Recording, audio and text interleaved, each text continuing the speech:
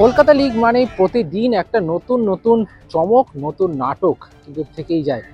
আজকের যে কথাটা আপনাদের সাথে আমরা শেয়ার করব সেটা মাঠের মধ্যেকার খবর, কিন্তু সেটা ফুটবল বিষয় নয়, ফুটবলের বাইরে।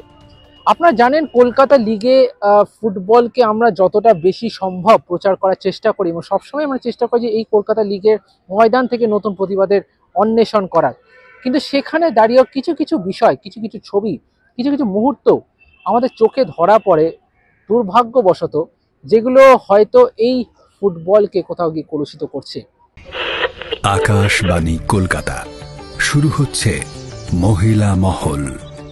উপস্থাপনা ও প্রযোজনায় বেলা দে। আজকে বিধাননগর মিউনিসিপ্যাল স্পোর্টস কমপ্লেক্সে মুখোমুখি হয়েছিল ডায়মন্ড হারবার এফসি এবং ওয়ারি অ্যাথলেটিক ক্লাব, যেখানে একেবারে শেষ মিনিটের গোলে ডায়মন্ড হারবার এফসি জয় পায়। নিঃসন্দেহে এই নিয়ে খবর আপনাদের কাছে আসবে। তবে যেটা অবশ্যই অবাক করার বিষয়, ম্যাচে ফোন ব্যবহার করছে, ম্যাচ চলাকালীন একজন ম্যাচ অফিসিয়াল তিনি ফোন ব্যবহার করতে দেখা গিয়েছে। তিনি হলেন ওয়ারি এসির টিম ম্যানেজার তাপস কুণ্ডু। ম্যাচের প্রথম মিনিট থেকেই তার কাছে ফোন রাখতে দেখা যায় এবং এমনও দেখা যায় তিনি ফোন ব্যবহার করছেন ম্যাচের সময়, যেটা কিন্তু আইএফএ তো ছেড়েই দিন, ফুটবলের নিয়মে সেটা বেআইনি। এবার কি কারণে বেআইনি এটা আশা করি আপনাদেরকে আলাদা করে বলতে হবে না। বেটিং থেকে শুরু করে ফিক্সিং, নানান সমস্যায় যখন এই কলকাতা লিগকে নানাভাবে কালিমালিপ্ত করার একটা প্রয়াস করা হচ্ছে, এখানে যেভাবে প্রয়াস করছে বিভিন্ন কিছু অসাধু মানুষ, সেখানে দাঁড়িয়ে এই ধরনের ঘটনা সত্যি হতাশাজনক। এবং এই ঘটনা অবশ্যই চোখে পড়ার পর আমরা কথা বলে নিয়েছিলাম ওয়ারি অ্যাথলেটিক ক্লাবের কর্তা ইন্দ্রনাথ পালের সাথে, এবং তিনিও অত্যন্ত হতাশ যেভাবে এই মুহূর্তটি ধরা পড়েছে। এবং তিনি নিজেও আমরা দেখেছি ম্যাচ চলাকালীনই তিনি টিম ম্যানেজারকে তিনি কার্যত শাসন করলেন যে কেন এরকম ফোন রাখা হয়েছে। কিন্তু এটা অবশ্যই প্রশ্নের বিষয় যে তার টিম ম্যানেজার কিভাবে একটা ফোন নিয়ে পুরো ম্যাচটা এভাবে চালিয়ে গেলেন, এইটা কিন্তু একটা প্রশ্নের বিষয়। যদি হতাশা প্রকাশই করলেন ওয়ারি কর্তা ইন্দ্রনাথ পাল, কি বলছেন তিনি আসুন জেনে নিই। দেখো, এই মাঠে ফোন ব্যবহার করে এটা ম্যাচ কমিশনার দেখার উচিত। কে কোত্থেকে ফোনের, আমি তো আর পকেটে সার্চ করব না যে কার পকেটে ফোন আছে, সবাই জানে। কেউ যদি নিয়ে ঢোকে, সেটা যদি ইউজ করেছে কেন সেটাই তাকে জিজ্ঞেস করা উচিত। ম্যাচ কমিশনার তাকে ফোন করে জিজ্ঞেস করবে যে কেন ফোন কেউ রাখবেন কি রাখবেন না। ম্যাচ কমিশনার আমাকে বলতে পারলো যে তুমি এখানে বসো না, চলে যেতে পারো, আর ম্যাচ কমিশনার ওইটা জিজ্ঞেস করতে পারলো না যে কারো কাছে ফোন আছে কি না। আমাদের নামে বললে হবে? ম্যাচ কমিশনের এটা ডিসিশন, আমার ডিসিশন নয়। কিন্তু আমি কাউকে বলিনি ফোন নিয়ে বসুক। আমি যখন গিয়ে বসতে গেছি তখন বললো যে না আপনার নাম নেই। যখন আমি ঠিক আছে, আমার একটা মালি অন্তত বসুক, তাও অ্যালাউ করেনি। তাহলে ম্যাচ কমিশনের ব্যাপার, ম্যাচ কমিশন সেগুলো অ্যালাউ করছে কেন? 100% খেলা পরে গিয়ে বললাম, 100% সবাই জানে থেকে চিৎকার করে বললাম যে কোন পরিপ্রেক্ষিতে তুই ফোন ইউজ করেছিস, যার কথা শুনতে হচ্ছে আমাকে। ম্যাচ হেরে গেছি, আর কি করা আছে বলো? এই ম্যাচ জেতা না, তবু আমি 1 পয়েন্ট তো রাখা উচিত ছিল। 1 পয়েন্ট যদি এই ম্যাচ বার করতে না পারে, এই ট্যাকটিক্যাল বুদ্ধিগুলো যদি না থাকে, আর কি হবে? মাঠের ভেতরে বসতে পারিনি, আমি হয়তো বসলে হয়তো একটু করতে দিতাম না, কিছুতেই করতে দিতাম না। আমরা অবশ্যই কথা বলে নিয়েছিলাম ম্যাচ কমিশনার রঞ্জিত বক্সির সাথে, কারণ ম্যাচ পরিচালনার ক্ষেত্রে সবথেকে গুরুত্বপূর্ণ ভূমিকা নেন ম্যাচ রেফারি। সেখানে ম্যাচ রেফারি উপস্থিত থাকা অবস্থায় কিভাবে একজন টিম ম্যানেজার, যেখানে টিম সাধারণত ম্যাচ রেফারি বসেন তার ঠিক পাশেই ডাগ আউটে কিন্তু টিম ম্যানেজার তিনি ফোন ব্যবহার করছেন। এই পরিস্থিতিতে 78 মিনিট কেন লাগলো সময় ম্যাচ কমিশনার সেই ফোনটা সিজ করতে, যেখানে ডায়মন্ড হারবার এফসির তরফ থেকে 50 মিনিট নাগাদ তাদের একজন অফিসিয়াল তারা অভিযোগ জানান, বাই ফোন তারা অভিযোগ জানান, যেহেতু তাদের মাঠে প্রবেশের অনুমতি ছিল না, বাই ফোন অভিযোগ জানানো হয় রঞ্জিত বক্সিকে যে ওয়ারির একজন ম্যানেজার তিনি ফোন ব্যবহার করছেন, তাপস কুণ্ডু ফোন ব্যবহার করছেন, এটা কি উচিত?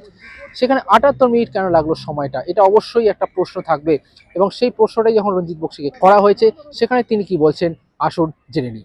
না, আমি বিফোর যখন আমি ড্রেসিং রুম চেকিং করতে যাই, বোথ টিমকে আমি ইনফরমেশান দিয়েছিলাম যে ডাগ আউটে কোনো ফোন অ্যালাউ করা যাবে না।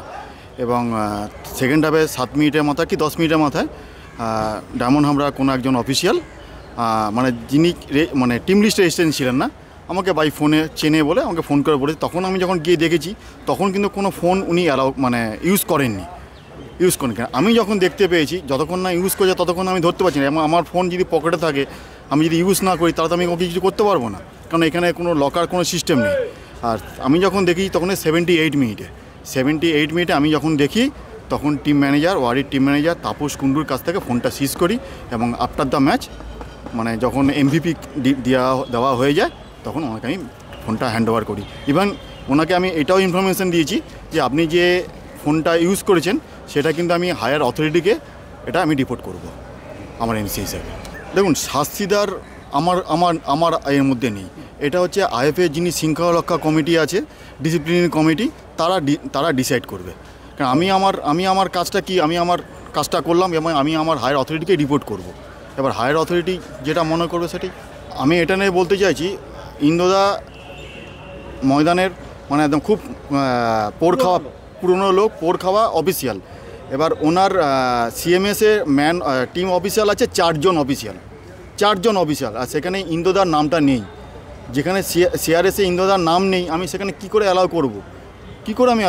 এটা আমার আইন বিরুদ্ধ। তো তাও ওনার আমি একটা রিকোয়েস্টে উনি আমাকে বলেছিলেন যে আমাকে মালিটাকে দাও, নাহলে আমার জল টলগুলো ঠিক করতে হবে না। আমি মালিটাকে আপনাকে অ্যালাউ করলাম, কিন্তু আপনাকে আমি অ্যালাউ করতে পারবো না। না, আমি একদম ড্রেসিং রুমে একদম ম্যানেজারকে স্ট্রিক্টলি জানিয়ে দিয়ে এসেছিলাম।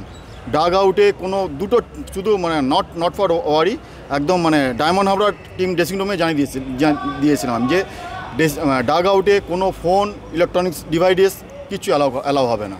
প্রথমেই তো বললাম আমি আমার রিপোর্ট হায়ার অথরিটিকে জানাবো। এবার হায়ার অথরিটি ডিসিপ্লিন কমিটি যারা মনে করবে সেটা, কারণ আমি শাস্তি দেওয়ার কেউ নয়,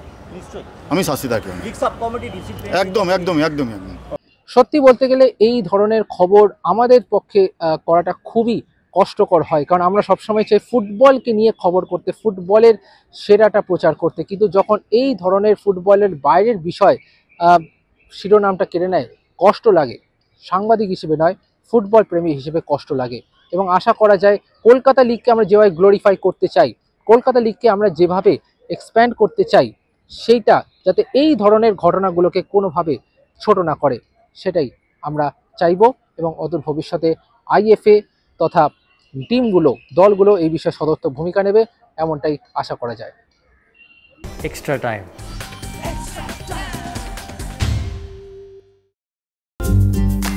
লেটেস্ট নিউজ আর এক্সক্লুসিভ ভিডিওর সঙ্গে আপডেট থাকতে এখনই সাবস্ক্রাইব করুন আমাদের ইউটিউব চ্যানেল। বেল আইকনে ক্লিক করতে ভুলবেন না যেন।